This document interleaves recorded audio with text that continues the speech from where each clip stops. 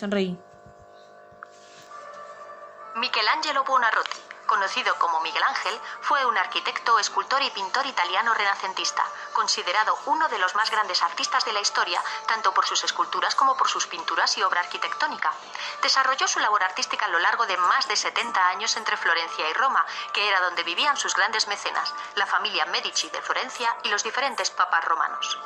Miguel Ángel Buonarroti nació el 6 de marzo de 1475 en Caprese, Italia. Su padre le castigaba por dibujar en lugar de hacer sus deberes. No quería un hijo artista.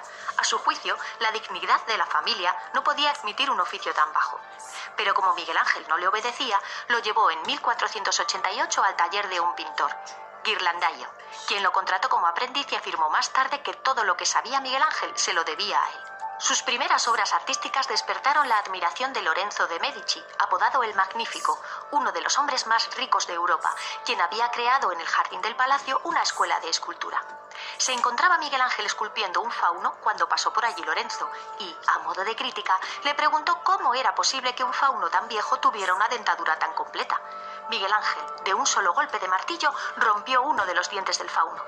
Entusiasmado por esta combinación de temperamento y habilidad, Lorenzo lo llevó a su palacio, lo acogió y le empezó a encargar sus primeros trabajos. Miguel Ángel tenía solo 15 años.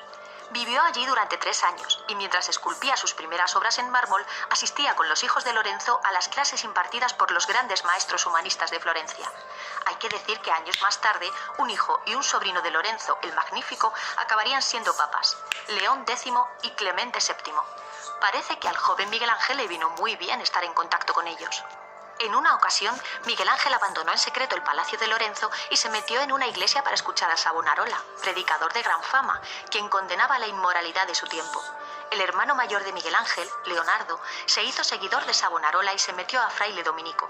En 1492 fallece Lorenzo el Magnífico y Miguel Ángel tuvo que huir de Florencia porque veía venir una gran rebelión.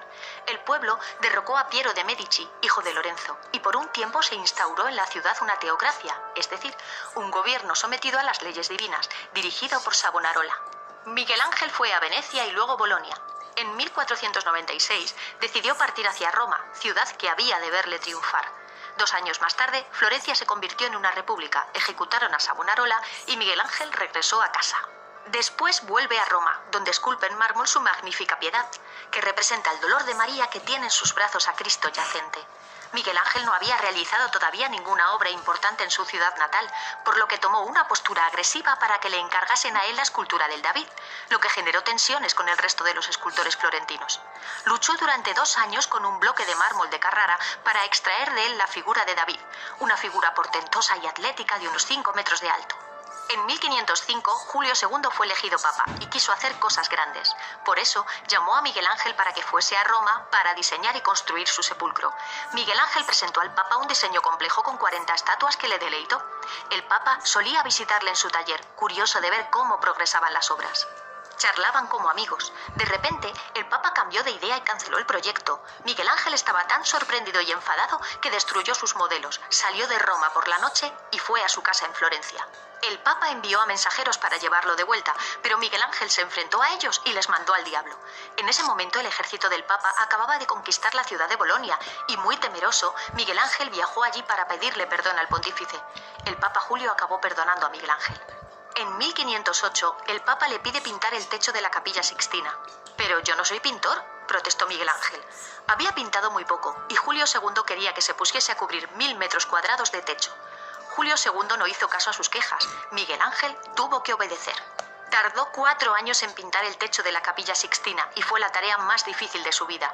Allí, apoyando su espalda en un andamio, decora el techo de la capilla con las famosas escenas del Antiguo Testamento. La creación. Dios Padre extiende su mano derecha y toca el dedo lánguido de Adán y así lo crea. El pecado original y otras muchas más. En la imagen de la creación, Miguel Ángel transmite su propia fuerza creadora, la dinámica, las fuerzas que están detrás del nacimiento del mundo y las pasiones, que solo adquieren expresión en los cuerpos humanos. La Capilla Sixtina presenta unos 50 desnudos femeninos y masculinos, pero no paisajes ni motivos vegetales. Aquí todo es fuerza atlética. Los cuerpos musculosos de Miguel Ángel no son sensuales, sino fuertes. Pintaba como esculpía.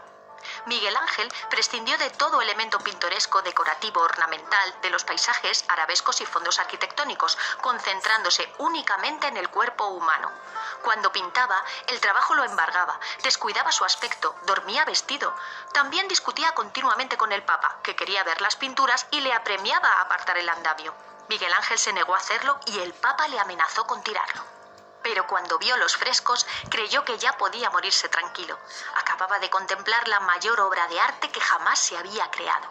En 1513, cuando terminó la pintura de la bóveda de la Capilla Sixtina, parecía el momento perfecto para que Miguel Ángel continuara con la tumba del Papa Julio II, pero este falleció y se aplazó la ejecución durante 2 décadas más.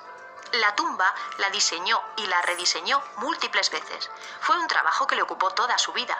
La escultura más importante es la figura del Moisés, la única de las ideadas en el primer proyecto que llegó al final de la obra.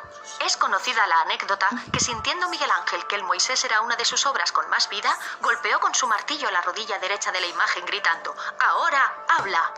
Lo cierto es que puede verse un desperfecto en ese lugar. Finalmente, después de la muerte de Bramante y de Rafael, Miguel Ángel consiguió la total confianza del papado. El gran retardo con que Miguel Ángel obtiene en Roma el reconocimiento oficial ha de ser atribuido a la heterodoxia de su estilo. Le faltaba lo que Vitruvio llamaba decorum, es decir, el respeto por la tradición. Y así fue envejeciendo, acosado por los papas. Conoció a 8, que reclamaban el honor de que el artista trabajase para ellos. En su última etapa de su vida estuvo centrado sobre todo en trabajos de arquitectura. En 1535 aceptó el encargo del Papa Paulo III para trabajar de nuevo en la Capilla Sixtina, donde realizó el grandioso juicio final. Habían pasado 25 años desde que pintara la bóveda. El último trabajo importante que se le encargó y que le ocuparía durante los años de su vejez fue uno de sus más importantes, la Basílica de San Pedro. Antes de ver acabada su obra, en 1564 le llegó la muerte. Tenía casi 90 años. Miguel Ángel probablemente es el artista más completo de la historia. Dominó a la perfección pintura, escultura y arquitectura. También escribió magníficos poemas, por lo que se puede decir que destacó en 4 de las artes mayores: pintura, escultura, arquitectura y literatura.